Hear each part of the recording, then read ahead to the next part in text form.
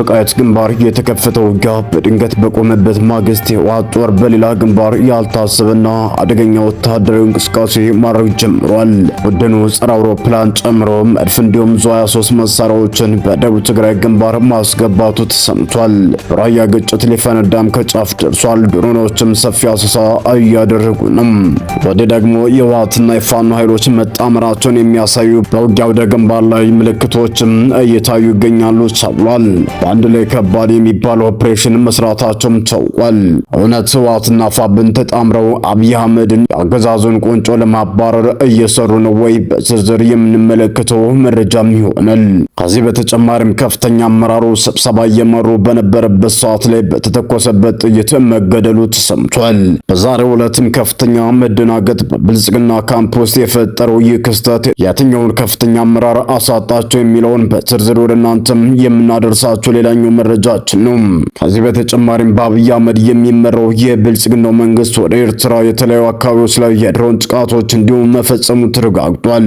ከትግራይ ጋር ተይዞ እየወጡ ያሉ ወሳኝ ሌሎች መረጃዎችም አሉ። ምንድናቸው የሚለውን በዝርዝር በዚህ የመረጃ ሰዓታችን ከምታደምጧቸው ሌሎች መረጃዎች መካከል ሌላኛው ነው። 23 ሰዓታትን ስለፈጀው የወልቃይትና ሽረሬ ውጊያ አዲስ አስደንጋጭ መረጃ እየወጣ ነው። ህወሓት በርካታ የኢትዮጵያ ወታደሮችን አቁስያለሁ ያለ ሲሆን ጥቃቱንም አክሽፌያለሁ ያለ ነው። የፈረንሳዩ ዜና ጣቢያ በበኩሉ በርካቶችን በግጭቱ ተፈናቅለዋል ብሏል። ሌላኛው ዘገባችን ነው፣ ትሰሙታላችሁ። እስከ ፍጻሜው ድረስ አብራችሁን ቆዩ። እነኝና መሰል መረጃዎችን በዝርዝር ወደ እናንተም የምናደርሳችሁ ነው የሚሆነው። በቅድሚያ ግን ለቻናሉ አዲስ ከሆናችሁ ላይክ፣ ሼር እንዲሁም ሰብስክራይብ በማድረግ ቤተሰብ ያል ቀጥታ ወዳገኘናቸው መረጃዎች አመራን። ወደ ቀዳሚው መረጃችን ስናምራ በራያ አካባቢዎች ላይ ህወሓትና የአፋብን ኃይሎች በጥምረት የመከላከያ ካምፕን በአንድነት ሲደበድቡ መዋላቸው ተነግሯል። የአገዛዙ ቡድን እንዲሁ መደናገጥ ውስጥ የገባው በሁለቱ ጥምረት እንዲሁ በትናንትናው ዕለት መሆኒና እንዲሁም አላማጣ ሙጫ አካባቢ ላይ በራያ ሁለቱ በአንድ ላይ በጥምረት ከአገዛዙ ቡድን ጋር ሲፋለሙም ተስተውሏል። የአገዛዙ ቡድንም ከባድ የሚባሉ መሳሪያዎችን በመጫን ወደ ድንበር አካባቢ በራያ ድንበር እያስጠጋ እንደሆነና የድሮን አሰሳ እያደረገ እንደሚገኝ ነው የተገለጸው። በመሆኒ አላማጣውንም ላይ ከፍተኛ ቁጥር ያለው የመከላከያ ሰራዊትም አካባቢውን አጅቦ እንደሚገኝ ነው ለማረጋገጥ የተቻለው።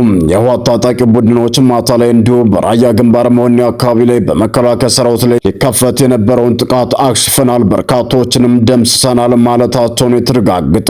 ይህ በእንዲህ እንዳለ በሌላ ወደ ግንባር መረጃ በሜካናይዝድ ታግዞ የተንቀሳቀሰው የብልጽግናው ጦር 30ኛ ማረጉ ተማረ ክፍለ ጦር በአፋብኖች ክፉኛ መመታቱ ተገልጿል። አፋብን ወሎ አማራ ሚኒሊክ 303ኛ ሳምነው ኮር ክንፍ የሆነው 30ኛው ማረጉ ተማረ ክፍለ ጦር በነበረበት አቅጣጫ የተንቀሳቀሰው የብልጽግናው ጦር በክንድ ነበልባሎቹም ክፉኛ ተመቷል። በሶስት አቅጣጫ ማለትም በነበልባል በይላ ከሰኞ ገበያ በመርዝ በርና ከላሊበላ አቅጣጫም የተንቀሳቀሰው የጠላት ሰራዊት ወደ ዛርና በተለምዶ ጎንደር በር ተብሎ በሚጠራው ቦታ ወደ ቡግና ወረዳይና ከተማ ለማለፍ የተንቀሳቀሰው ኃይል በመጣበት በሶስት አቅጣጫ ክፉኛ መመታቱ ተገልጿል። የ65ኛ ክፍለ ጦር የጠላት ኃይል በመድፍ በዙ23 እና በሞርተር የታገዘ ውጊያም ትናንት ከጠዋቱ 3 ሰዓት እስከ ቀኑ 10 ሰዓት ድረስ ያደረገ ቢሆንም ከነነበልባሎቹ መከተውና እንዲሁም ገትረው የዋሉ ሲሆን የነበሩበትን ቦታ ሳያስደፍሩ የጠላትን አንገት በማስደፋት ወደ ነበረበት እንዲመለስ ማድረጋቸውን የተሰማው። በተመታው ምት የተበሳጨው የብልጽግናው ጦር በዘፈቀደ መድፍና ሞርተር 120 በመተኮስ የማህበረሰቡን እርሻ ላይ የነበሩ 5 ከብቶችን ጨምሮ በርካታ ማሳዎች እንዲፈጁ መደረጉ ነው የተሰማው። ይህ በእንዲህ እንዳለ በወልቃይት ግንባር የተከፈተው ውጊያ በድንገት በቆመ ማግስት የህወሓት ጦር በሌላ ግንባር ያልታሰበና አደገኛ ወታደራዊ እንቅስቃሴ ማድረግ ጀምሯል። ቡድኑ ጸረ አውሮፕላን ጨምሮ መድፍና ዙ23 መሳሪያዎችን በደቡብ ትግራይ ግንባር ማስገባቱም ተሰምቷል። በራያ ግጭት ሊፈነዳ ከጫፍ ደርሷል። ድሮኖችም ሰፊ አሰሳ እያደረጉ ነው። በወልቃይት የተጀመረው ትንኮሳ ወደ ራያ ግንባር ዞሯል። ህወሓት ከፍተኛ ቁጥር ያለው ሰራዊትና ከባድ መሳሪያዎችን እንዲሁም መድፎችን አሰማ ተሰማርቷል። በራያ ጨርጨር ወረዳ የሰፈረው ሰራዊት ከዚህ ቀደም ይዟቸው የማያውቃቸውን አዳዲስ ስትራቴጂ ቦታዎችን መቆጣጠሩም ታውቋል። ሰራዊቱ በአሁኑ ሰዓት ዋነኛ የተባሉ ወሳኝ ቀጠናዎችን ይዞ ይገኛል።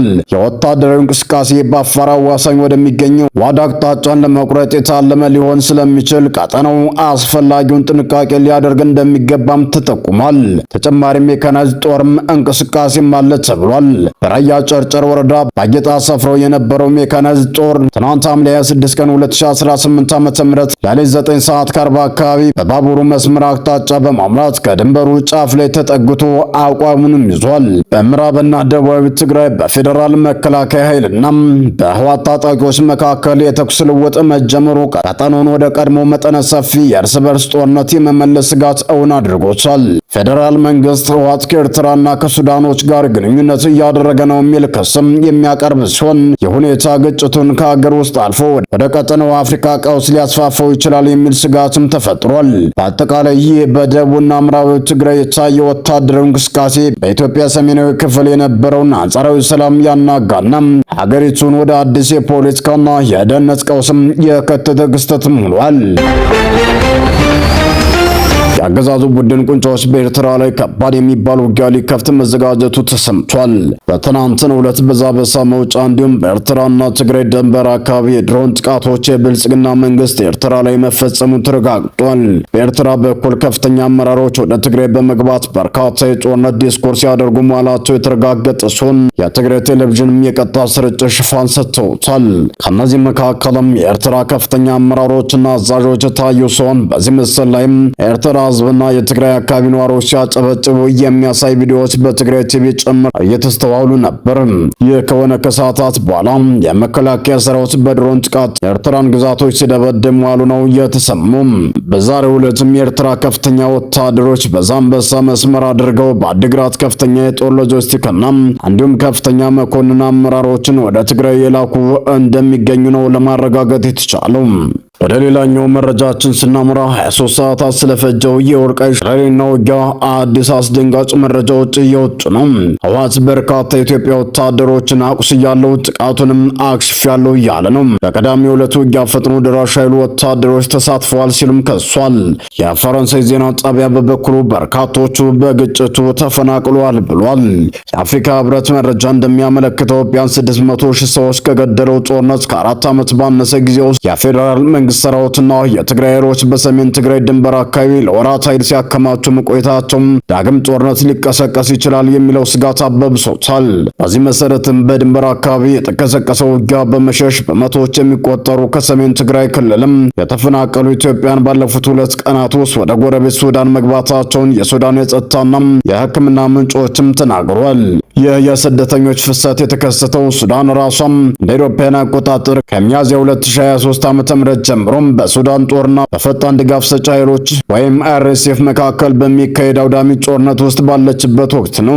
አንድ የህወሓት አባል እንደገለጹት በኢትዮጵያ ጦርና በትግራይ ኃይሎች መካከል ከባድ የጦር መሳሪያዎችና ድሮኖች የታከሉበት ውጊያ በምዕራብ ትግራይ ከሱዳን ድንበር አቅራቢያ በምትገኘው ሽረሪ በተባለች አካባቢ ቅዳሜ ማለዳ ላይ የተቀሰቀሰ ሲሆን እስከ እሁድ ንጋት 11 ሰዓት ድረስ ቀጥሎ ነበር ብለዋል። ቅዳሜ ዕለት ህወሓት የኢትዮጵያ ፌዴራል መንግስት ሰፋፊ የእግረኛ ጦር ጥቃቶችን ፈጽሞብኛል ሲል የከሰሰ ሲሆን ባለስልጣናት ለዚህ ክስ ወዲያውኑ የሰጡት ምላሽ የለም። ኤፍፒ ደግሞ የህወሓት ክሶችን በገለልተኛ ወገን ማረጋገጥም ሆነ በሽረሪ ውጊያ ውስጥ የተሳተፉ ኃይሎችን በግልጽ መለየት አለመቻሉን ገልጿል። በድንበር ከተማዋ የሚገኝ አንድ የሱዳን የጸጥታ ምንጭ ትግራይ ወደ ሱዳን ከገቡ ሰዎች መካከል የቆሰሉ ተዋጊዎች እንደሚገኙበትም ገልጿል። በድንበር ጤና ጣቢያ የሚገኝ የሕክምና ምንጭ እንዳስታወቀው የቆሰሉ ሰዎች የመጀመሪያ ደረጃ የሕክምና እርዳታ ከተደረገላቸው በኋላ እንደ አውሮፓውያን አቆጣጠር በ2022 በነበረው የትግራይ ጦርነት የተፈናቀሉ በሺዎች የሚቆጠሩ ሰዎች ወደሚገኙበትና 15 ኪሎ ሜትር ሱዳን ውስጥ ወደሚገኘው አልሃሽብ ተዛውረዋል ብለዋል። በሱዳን በኩል የሚገኙ የድንበር አካባቢ ነዋሪዎች በውጊያ ወቅትም ከባድ ፍንዳታዎችንና ተከታታይ የተኩስ ልውውጦች ሲሰሙ እንደነበርም ተናግረዋል። ከድንበሩ 40 ኪሎ ሜትር ርቀት ላይ በምትገኘው ዋዳልኩሌዋ የተባለች መንደር ነዋሪ የሆነ የዓይን እማኝ ቅዳሜ ማለዳ ላይ 3 ኃይለኛ ፍንዳታዎች መስማቱን ተናግሯል። እማኞች አክለውም ከቀኑ 10 ሰዓት ተኩል ገደማ ላይ ከባድ የተኩስ ድምጽ ይሰማ እንደነበርና በአቅራቢያው የሚገኘው የአልቆይማ መንደር ነዋሪዎች የሴቲት ወንዝን አቋርጦ መሸሻቸውን አስረድተዋል። በአምዳይት የሚገኝ ሌላ የዓይን እማኝ በበኩሉ ቅዳሜውን ሙሉ ፍንዳታዎች ይሰሙ እንደነበርና ከአምዳይት በስተደቡብ ምዕራብ አቅጣጫ አውሮፕላኖች ሲበሩ መመልከቱንም ገልጸዋል። ይህ የሰሞኑ ግጭት የተከተለው በኢትዮጵያና ሱዳን መካከል ያለው ግንኙነት ሻክሮም በሚገኝበት ወቅት መሆኑን ይበልጥ አሳሳቢም አድርጎታል። ባለፈው ግንቦት ወር የኢትዮጵያ የሱዳን ጦር ከህዋስ ጋር ግንኙነት ያላቸው ቅጥረኞች ይደግፋል ስትል የከሰሰች ሲሆን ሱዳን በበኩሏ ኢትዮጵያ ከተባበሩት አረብ ኤሚሬቶች ጋር በመቀናጀት ከግዛቷ የድሮን ጥቃቶች እንዲፈጸሙ ፈቅዳለች የሚል ክስም አቅርባለች። ህዋስ ባወጣው መግለጫ በቅዳሜው ውጊያ የፈጣን ድራሽ ኃይል ታጣቂዎች መሳተፋቸውን ተናግረዋል። በዚህ ጦርነት ላይ የፈጣን ድጋፍ ኃይሎች ወይም RSF ተብሎ የሚጠራው በመሐመድ ሐምዳን ዳጋሎ የሚመራው የሱዳን ታጣቂ ኃይልና ከአካባቢው ተገደው የተሰበሰቡ ታጣቂዎችም ተሳትፈዋል ያለው መግለጫው የፌዴራል መንግስቱን ጠላት ሲል በመጥራት ጥቃቱን አክሽፌበታለሁ ብሏል። በውጊያው በርካታ የመንግስት ኃይሎችን እንዳቆሰለና እንደደመሰሰም የገለጸ ሲሆን በውጊያው የቆሰሉ ወደ ጎንደር ጣቢያዎች ተወስደዋል ሲል አትቷል። ነገር ግን ይህንን የህወሓት መረጃ በተመለከተም ከብልጽግና በኩል የተባለ ነገር የለም። ሰላም ጤና ይስጥልን። የተወደዳችሁና የተከበራችሁ የሚዲያችን ቤተሰቦች ለሰዓቱ የነበሩን መረጃዎች እነዚህን ይመስሉ ነበር። በሌላ መረጃዎች እስከምንገናኝ በያላችሁበት ሰላም ቆዩልን።